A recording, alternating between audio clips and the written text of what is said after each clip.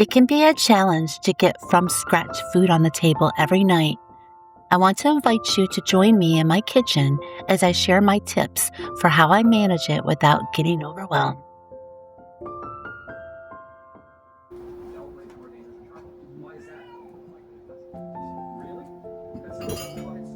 Every meal starts with just a little bit of prep work. Every morning, I'll take meat out of the freezer to start thawing. Of course, this starts by having a well-stocked freezer.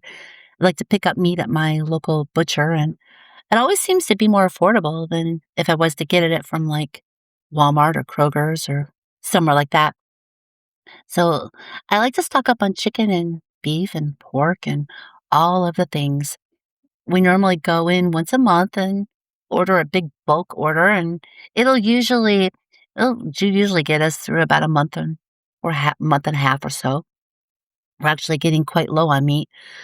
One thing we do have plenty of is hamburger. And we do have some chicken left, but we are completely out of pork. There's meat to pull out from the freezer, and then sides like potatoes, rice, pasta, dried beans, and then some milk or eggs or butter. I can always pull something together into a meal.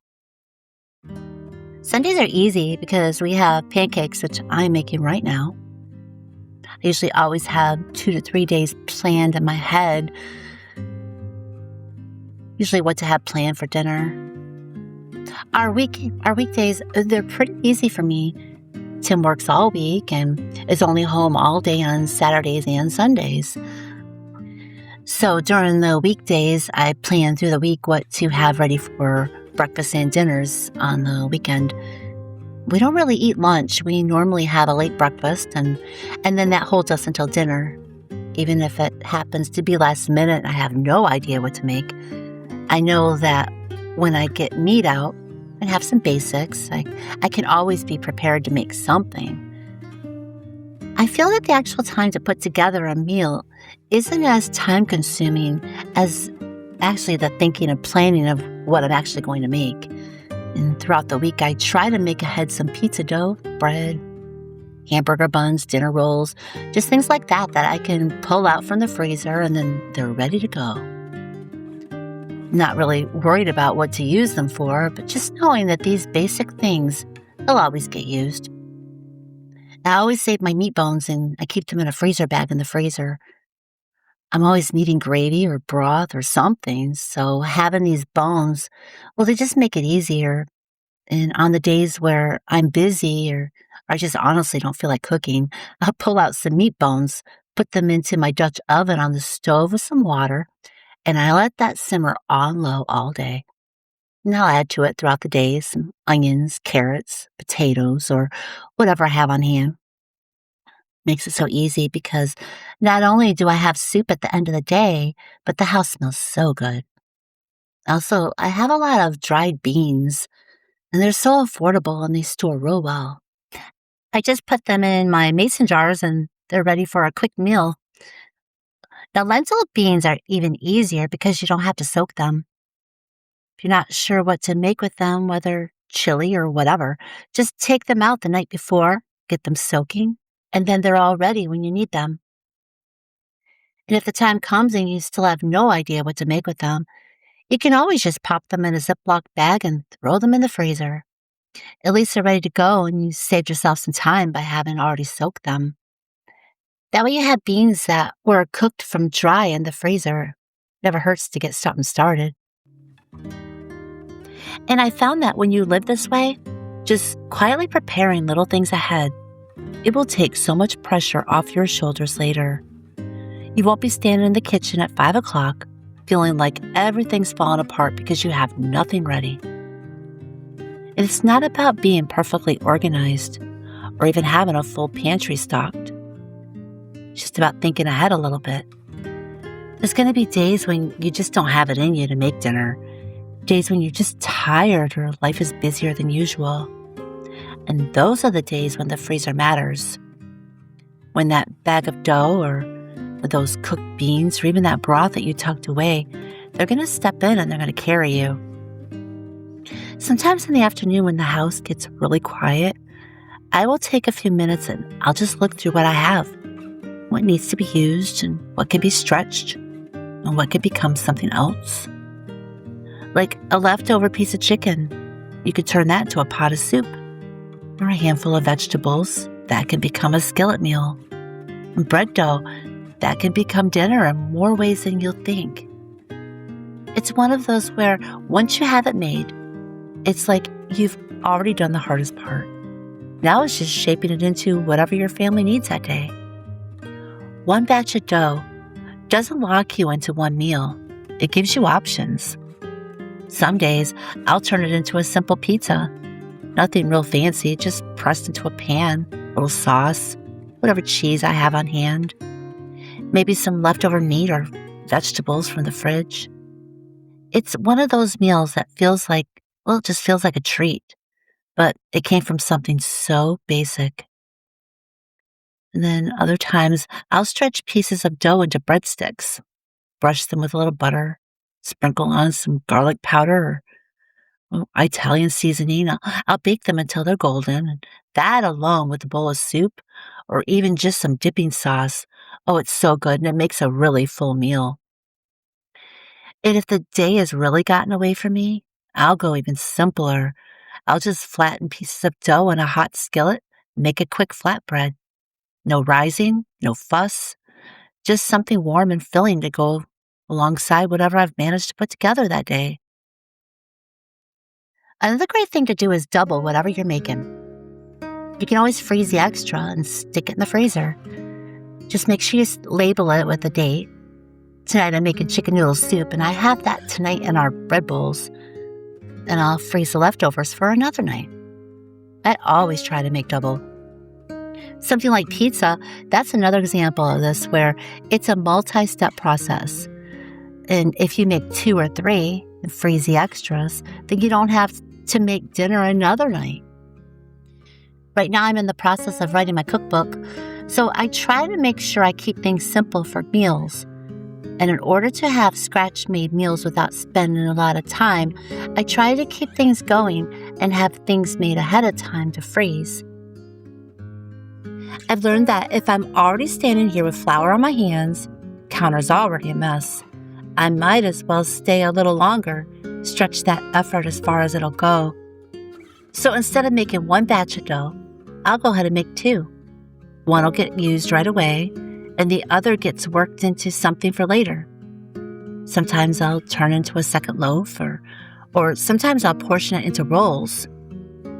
And then, sometimes I'll shape it into something that can go straight into the freezer. I don't even think about it. In my kitchen, that looks like lining up sheets pans while the oven is already warm. And if I'm making pizza for dinner, I'll roll out 2 or 3 crusts at once. One goes on the table that night for dinner. The others will get par-baked just until they're set. They'll still be a little bit pale. And then I'll let them cool on the counter while I'm cleaning up, doing dishes or whatever. Then I'll wrap them in parchment paper and I'll slide them into freezer bags. And then on a busy night, I can pull one out, add whatever I have on hand, maybe leftover chicken or a handful of cheese, spoonful of sauce, and then dinner is already halfway done before I even begin. The same goes for meat. If I've got the crock pot going, I don't just think about tonight. I'll fill it full. I'll cook more chicken than we need, shred it all at once, and then I'll divide it up. Some goes into the fridge for the next day. The rest will get tucked into the freezer in small portions. That way, when I need it, it's already cooked, already seasoned, and it's already done. I can turn it into soup or fold it into a casserole or stick it into a quick skillet meal without really much effort at all. Even something as simple as chopping onions or slicing veggies, it becomes part of this rhythm. If I'm cutting 1, I might as well cut 3. I'll store the extras in containers so next time I need them, they're all ready. May not seem like much in the moment, but it saves those little bits of time that tend up to add up over the week. I don't try to make it complicated, not labeling everything perfect. This is real life. Sometimes it's just a Ziploc bag with a quick note written in marker. And other times it's wrapped in foil that I can recognize by shape alone. What really matters is that it's there when I need it.